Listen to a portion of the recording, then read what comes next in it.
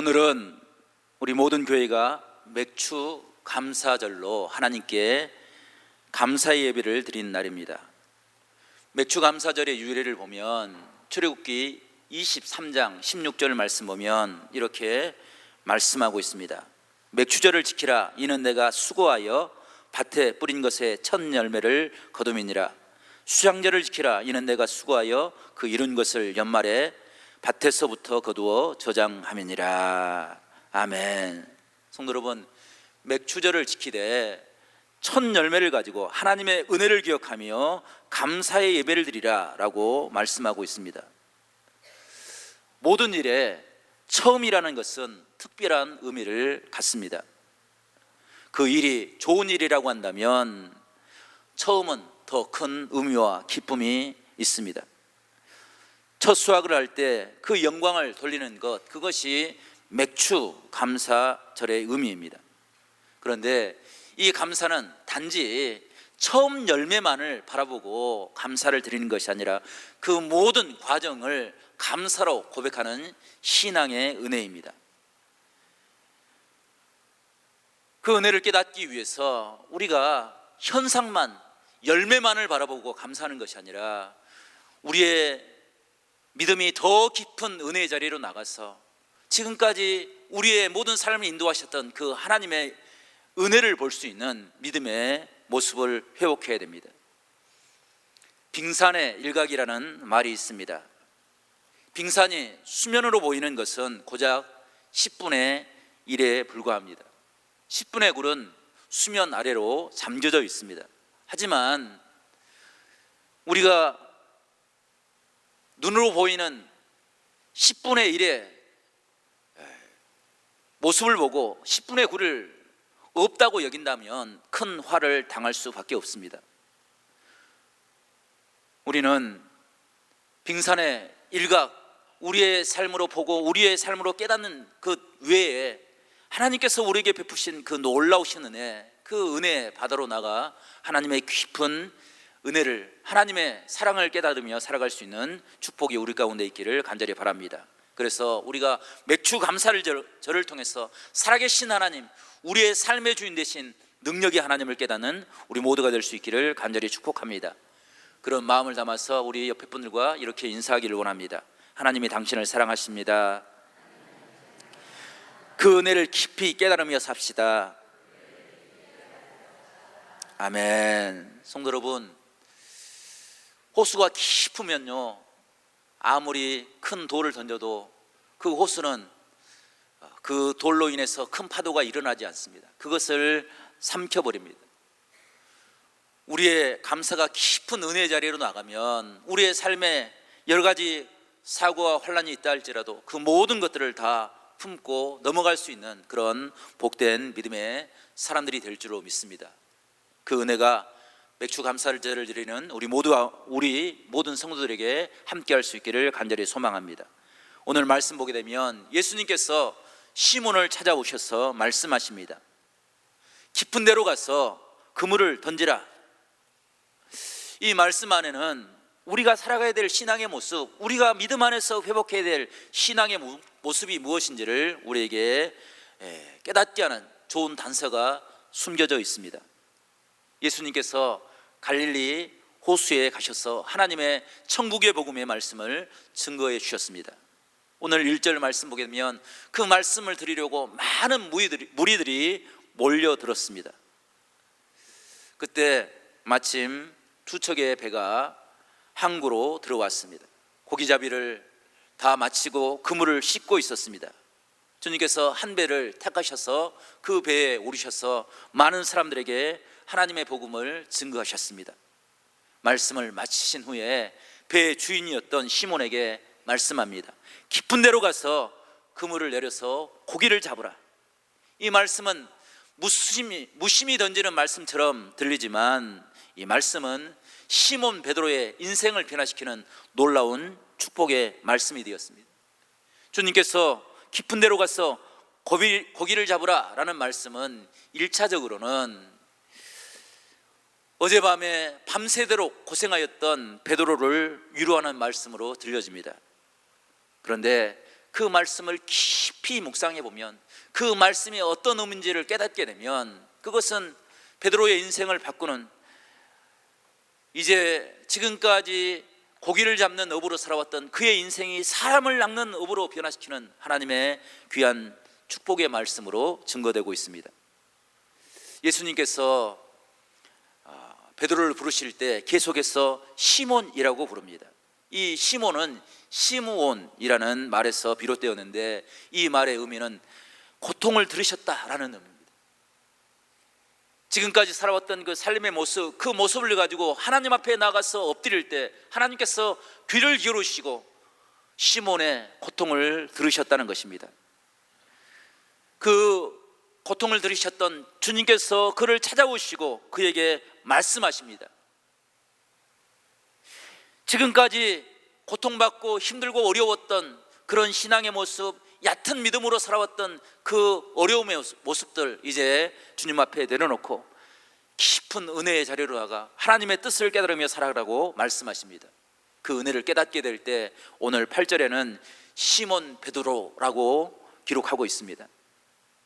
누가복음의 저자는 의도적으로 시몬의 이름을 시몬 베드로라고 기록하고 있는데, 베드로의 의미가 무엇입니까? 반석이라는 것입니다. 새 이름을 주어서 이제는 고통 가운데서 환난 가운데서도 흔들리지 않은 은혜의 삶을 살아가라 말씀하고 계시는 것입니다. 그것을 위해서 하나님께서는 지금도 우리를 찾아오시고 우리에게 귀한 은혜의 만남을 허락하여 주시기를 원합니다. 시몬이 변화되어서 베드로가 되었던 것처럼 하나님의 깊은 은혜를 깨닫고 하나님을 바라보는 복된 삶을 살아가라 말씀하고 계시는 것입니다. 베드로는 지금 지치고 힘든 상태로 있었습니다. 어제 저녁 내에 실패했던 그 모습을 가지고 서 있었습니다. 그때 주님께서 그를 위로하십니다. 깊은 곳으로 가라 말씀하십니다. 이 말씀이 지금 우리와 어떤 관계가 있겠습니까? 이 말씀을 읽을 때 우리가 일상적으로 나태해져 있던 신앙의 모습, 그 모습이 변화되어서 하나님의 깊은 은혜를 깨닫고 주님과 동행하는 복된 삶을 살아가는 주의 귀한 은혜를 우리 모두가 발견할 수 있기를 간절히 축복합니다. 주님은 지금 우리를 깊은 은혜 자리로 초대하고 계십니다.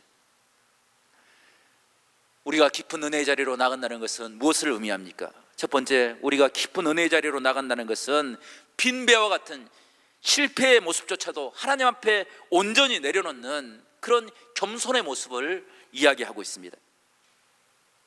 성도 여러분, 우리가 나의 약점과 나의 상처진 모습을 남에게 보인다는 것은 그와 깊은 관계가 회복되었음을 이야기하고 있습니다.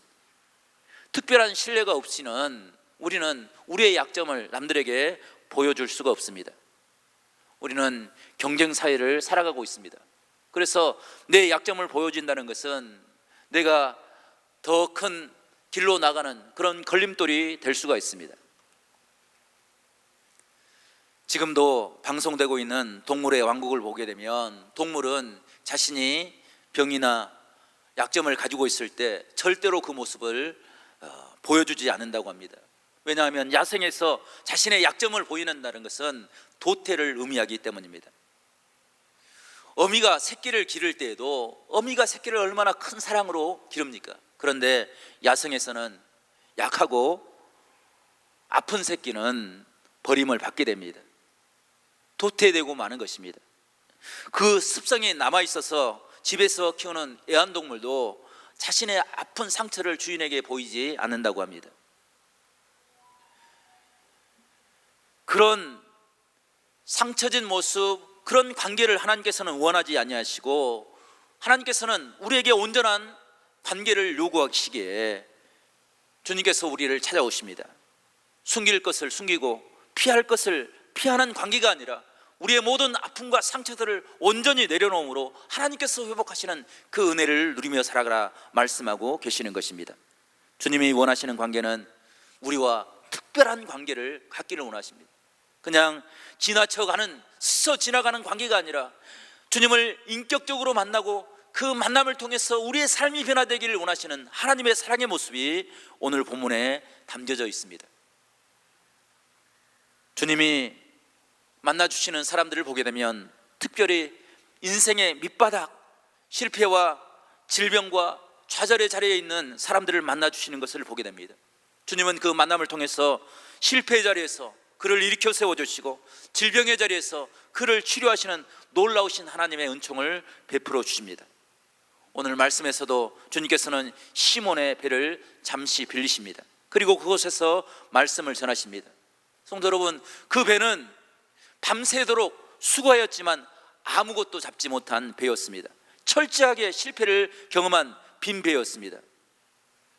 유양 주님께서 배를 빌리실 거라고 한다면 고기를 많이 잡은 만선이 된 배를 빌려주셔서 그곳에서 말씀을 전하시고 또 그곳에 모인 사람들과 함께 잡은 고기로 파티를 벌리면 얼마나 좋겠습니까? 그런데 주님께서는 주님이 원하시는 만남은 먹고 마시고 즐김으로 끝나는 것이 아니라 한 사람을 바꾸고 변화시키고 하나님의 은혜를 깨닫게 하는 그런 놀라운 은혜를 준비하고 계심을 우리가 발견하게 됩니다. 그 은혜를 베푸셨기에 시몬이 하나님의 은혜의 자리, 깊은 하나님의 축복의 자리로 나갈 수 있었습니다. 주님께서 시몬을 초대하십니다. 그 모습이 4절에 나와 있는데 우리 4절 말씀을 저와 여러분이 다시 한번 읽어보겠습니다. 4절입니다. 시작. 말씀을 마치시고 시몬에게 이르시되 깊은 데로 가서 그물을 내려 고기를 잡으라. 아멘. 성도 여러분, 이 말씀은 깊은 데로 가서 고기를 많이 잡아서 행복해라, 그것으로 끝내라 라는 그런 의미가 아닙니다. 만약 그것으로 끝나버렸다고 한다면 베드로는 주님과의 만남을 우연한 횡재라 생각했을 것입니다. 그것으로 끝나버렸을 것입니다. 그런데 주님께서는 그를 부르시고 그에게 하나님의 귀한 은혜를 깨닫게 하십니다. 시몬으로 끝나버린 것이 아니라 베드로라는 새로운 기회를 주님께서는 허락하여 주셨습니다. 그냥 기회가 아니라 하나님의 놀라우신 은혜를 깨닫고 하나님과의 온전한 관계, 자신의 가장 연약한 부분, 약점까지도 하나님 앞에 온전히 드러낼 수 있는 그런 아름다운 은혜의 만남을 허락하여 주신 것입니다. 세상을 살아갈 때 참 많은 사람들이 여러 가지 어려움을 겪지만 그 어려움 가운데 소외된 내 마음을 완전하게 열어놓고 누군가의 만남을 갖고 싶지만 그 만남을 이루지 못해서 외로움을 가지고 살아가는 사람들의 모습을 많이 보게 됩니다. 그것 때문에 때로는 자신의 생명을 던져버리는 그런 안타까운 모습도 발견하게 됩니다. 그런 연약함을 가지고 있는 우리를 향해서 주님께서 찾아오십니다. 그리고 불러주십니다. 주님께서 베드로를 향해서 깊은 데로 가라 라고 말씀하신 것은 단지 밤새도록 고생했던 베드로를 향해서 다시 한번 고생해라, 골탕을 먹이기 위한 그런 말씀이 아니십니다. 그의 모든 것, 그의 모든 약한 것들을 온전히 만나주시고 회복하여 주시고 하나님의 은혜를 깨닫게 하시는 하나님의 놀라운 은혜의 자리로 초대하시는 하나님의 놀라운 은총인 줄로 믿습니다. 성도 여러분, 우리도 그런 깊은 은혜의 자리로 나가서 남에게 볼 수 없는 그 아픔의 상처들을 하나님께서 어루만지시고 치유하시는 하나님의 놀라운 은혜를 회복하며 살아갈 수 있기를 간절히 축복합니다. 그 일을 경험했던 사도 바울의 베드로의 모습이 놀랍게 변화되는 것을 보게 됩니다. 그가 주님을 만났을 때 그는 주님을 선생, 랍비로 생각해서 주님을 선생님이라고 부릅니다. 그런데 베드로가 자신의 실패 가운데 함께 하셨던 그 주님을 만나고 선생님이라고 불렀던 주님의 호칭이 바뀌게 되는데 주님이라는 나의 삶의 주인이고 우리의 생명의 구원자가 되신 주님을 영접함으로 그의 삶이 변화된 것을 보게 됩니다. 그래서 오늘 말씀 보게 되면 베드로가 주님을 부를 때 주님, 나는 죄인입니다 라고 고백합니다. 주님, 나는 주님 앞에 부끄럽고 실패한 죄인입니다 라고 고백합니다. 그 고백은 내가 이제 끝난 인생입니다 라는 것으로 들리는 것이 아니라 주님, 나도 내가 죄인이지만 나에게 다시 한번 기회를 달라는 간절한 베드로의 염원이 담겨져 있는 것을 우리가 깨닫게 됩니다. 그래서 그가 시몬이 아니라 이제는 베드로의 삶을 허락받았던 것을 우리가 발견하게 될 수 있습니다. 베드로는 처음부터 베드로가 아니었습니다. 그는 과거의 시몬이었습니다. 하지만 그가 자신이 가진 약점을 가지고 주님을 깊이 만날 때 그는 시몬이 아니라 베드로의 삶을 살게 되었습니다. 주님을 모시고 흔들리지 않는 믿음의 반석과 같은 은혜의 삶을 살게 된 것입니다. 성도 여러분, 말씀을 통해서 주님을 깊이 만나는 그런 놀라운 역사가 있기를 간절히 바랍니다. 그래서 우리의 삶이 베드로와 같은 변화의 삶을 살아갈 수 있는 복된 은혜의 사람들이 될 수 있기를 간절히 축복합니다. 이 세상을 살아갈 때 나 홀로 버려진 삶이 아니라 하나님께서 우리를 붙잡아 주시고 우리를 인도해 주시기에 이제는 하나님의 백성으로, 주님의 제자로, 하나님의 자녀로 살아갈 수 있는, 주의 성전에서 아름다운 성도의 삶을 회복하며 살아갈 수 있는 우리 모두가 될 수 있기를 간절히 축원합니다. 이 고백이 없이는 세상의 모든 것을 가져도 하나님의 백성이 될 수 없습니다. 우리의 삶의 중심이 무너질 때 우리를 찾아오시고 우리를 만나주시는 하나님의 은혜, 그 은혜가 우리의 삶을 바꾸는 놀라운 축복이 되는 줄로 믿습니다. 우간다에서 독재자가 일어나서 많은 성도들을 박해하는 그런 시간이 있었습니다. 그 모습을 보면서 영국 선교본부에서 우간다의 성직자들에게 도움을 주기 위해서 무엇을 그들에게 베풀까 의견을 구하였습니다. 당시 우간다에는 성직자들과 선교사님들이 약 250명이 있었다고 합니다. 그들이 영국 선교본부를 향해서 이렇게 요구했습니다. 우리에게는 돈이나 물품이 필요하지 않습니다. 다만 한 가지 우리에게 필요한 것이 있는데 그것은 십자가 목걸이입니다. 십자가 목걸이 250개를 보내주시면 감사하겠습니다. 성직자들이 그렇게 구했던 것은 핍박을 피하기 위해서가 아니라 핍박 앞에서도 담대하게 서기 위해서입니다. 우리가 십자가 목걸이를 목에 걸고 순교하게 되면 우리 믿음의 다음 세대들이 우리를 바라보면서 배반자가 아니라 당당하게 믿음을 걸어간 믿음의 사람들, 하나님의 은혜를 경험했던 복된 사람들이라고 생각하고 그들이 신앙을 버리지 않고 우리의 뒤를 따라올 것이다, 그런 생각을 가지고 그 은혜를 구했다고 합니다. 성도 여러분, 이 고백이야말로 주님을 만난 복된 믿음의 사람들의 고백이 되는 줄로 믿습니다. 주님을 만난 은혜가 있었기에 그들은 죽음 앞에서도 두려워하지 않았습니다. 자신들을 탈출시켜달라고 영국 선교본부에 구하지 않았습니다. 오히려 십자가를 지고 그 고난의 길, 박해의 길을 온전히 걸어갈 수 있는 복된 믿음의 삶을 살게 해달라고 그들은 구했던 것입니다. 이 변화의 역사가 깊은 은혜와 감사를 깨달았던 신앙의 모습 안에 있는 줄로 믿습니다. 시몬이 베드로로 변화되고 야곱이 이스라엘로 변화되고 사울이 바울이 되어서 하나님의 믿음의 길을 걸어갔던 것처럼 우리도 더 큰 감사를 가지고 하나님을 고백하며 살아갈 수 있는 복된 은혜의 사람들이 될 수 있기를 간절히 소망합니다. 두 번째로 우리가 더 깊은 은혜의 자리, 감사의 자리로 나가야 되는 것은 내 삶이 변화돼서 나의 사명을 깨닫는 복된 은혜의 삶을 살기 위해서입니다. 세상을 살아가는 사람들 중에 불행한 삶을 살기를 원하는 사람은 한 사람도 없을 것입니다. 모두가 다 자신의 행복을 위해서 노력하며 살아가고 있습니다.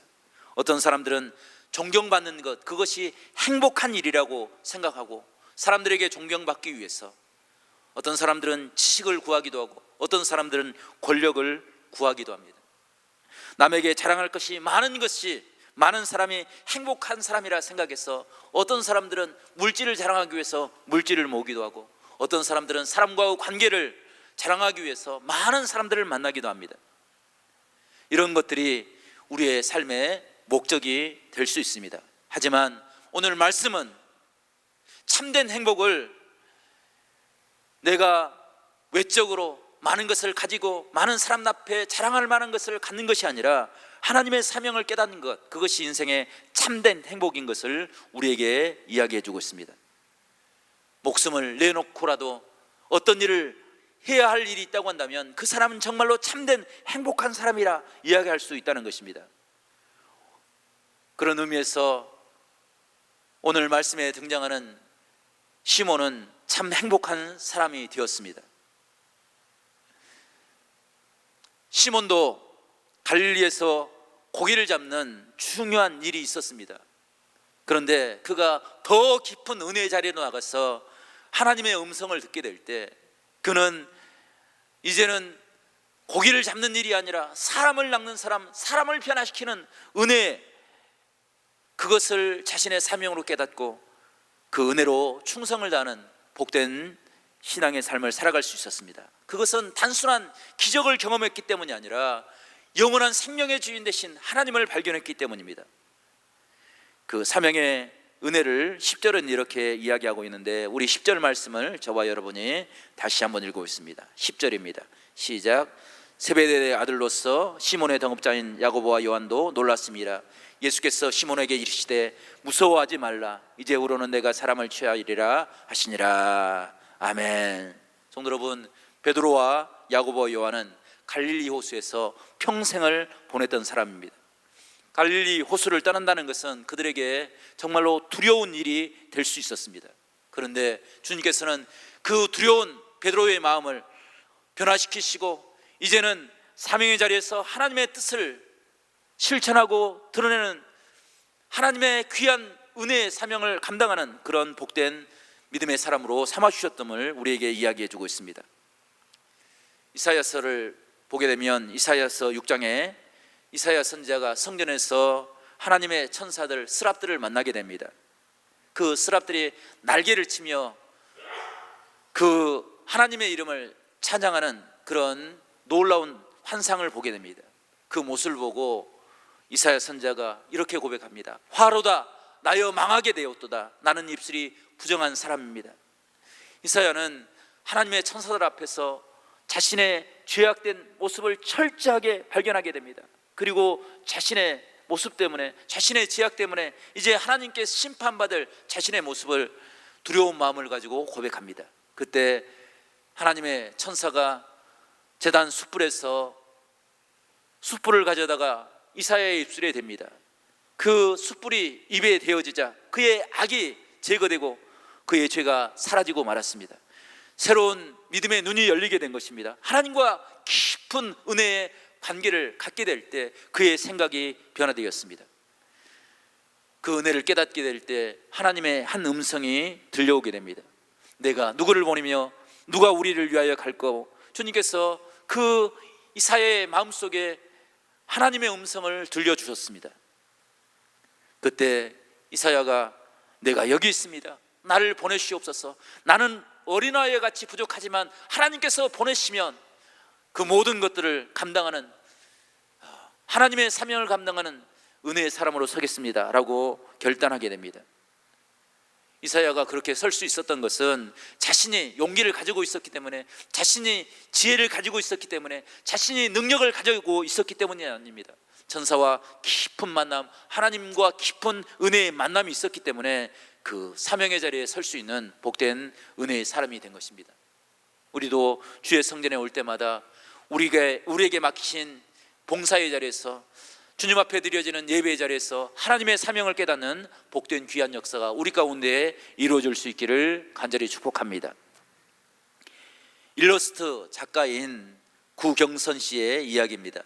그녀는 카카오톡 이모티콘의 벤이라는 그런 아이를 만들어서 유명해졌습니다. 벤은 키가 큰 토끼 캐릭터입니다. 그녀는 2살 때 열병을 앓아서 청력을 잃어버렸습니다. 그래서 사람들의 소리를 듣지 못했습니다. 말을 듣지 못하니 그의 말도 어눌했습니다. 다른 사람들에게 자신의 의견을 내놓을 수 없는 그런 상황에 처해 있었습니다. 그런데 하나님께서 그녀에게 특별한 재능을 허락하여 주셔서 그림을 그리는 것을 좋아했습니다. 그래서 애니메이션 고등학교에 들어갔습니다. 그런데 고등학교에 들어가서 그림을 공부하는데 의사소통이 되지 않으니까 더 이상 발전할 수가 없었습니다. 그래서 고등학교를 중퇴하고 말았습니다. 그가 학교를 중퇴하고 방황하고 있을 때 교회에서 수련회가 있었습니다. 그 수련회를 따라가서 하나님을 찬양하고 주 앞에 엎드려 기도할 때 깊은 하나님의 은혜를 깨닫게 되었습니다. 내가 듣지 못하지만, 내가 똑바로 말을 하지 못하지만 하나님께서 나를 사랑하고 계시다는 그 은혜를 깨닫게 되었습니다. 그리고 하나님 앞에 엎드려 기도하였습니다. 하나님께 쓰임받는 삶을 살게 해달라고 엎드려 기도했습니다. 그런데 그가 할 수 있는 일이 아무것도 없었습니다. 친구들은 취직을 위해서 하나님 앞에 11조도 드리고 주 앞에 봉사를 하는데 자신은 아무것도 할 수 없었습니다. 그러다가 기도하면서 하나님 앞에 결단을 했습니다. 하나님, 내가 가지고 있는 이 달란트를 가지고 달란트의 11조를 하나님 앞에 드리겠습니다. 그리고 교회의 주보를 그리고 만들기 시작했습니다. 그러다가 우연히 인터넷에 유행하던 예전에 미니홈피 싸이월드라는 것이 있었는데 그곳에서 일러스트 작가로 활동을 하게 되었습니다. 더 많은 것을 들으라고 큰 귀에 토끼를 캐릭터로 그렸습니다. 자신이 듣지 못하고 살아왔던 그 모습들을 자화상으로 나타내 보였습니다. 사람들이 그를 칭찬해주고 인정받기 시작했습니다. 그런데 어느 날 눈이 잘 보이지 않는 것입니다. 그래서 병원을 찾아갔는데 의사가 희귀병으로서 고칠 수 없다는 것입니다. 눈이 점점 멀어지게 돼서 나중에는 앞을 볼 수 없는 그런 순간이 올 것이라고 이야기했습니다. 잘 듣지도 못하고 잘 보지도 못하는 그런 어려운 가운데 빠져 있을 때 그가 하나님 앞에 원망하는 것처럼 이렇게 기도했습니다. 주님, 제 인생이 이렇게 끝나버리는 것입니까? 그때 하나님의 음성이 들려왔습니다. 다 안다. 내가 너의 모든 것을 다 안다. 너의 고통을 다 내가 알고 있다라는 음성이었습니다. 그 음성을 듣고 그녀가 다시 하나님께서 허락하실 사명을 위해서 그가 헌신하기 시작했습니다. 그는 나보다 더 불행한 아이들, 버림받은 아이들, 그들에게 희망을 심어주는 사람이 되고 싶었습니다. 그가 필리핀 단기 선교 여행을 가게 됐는데 그곳에서 아이들을 만나게 됩니다.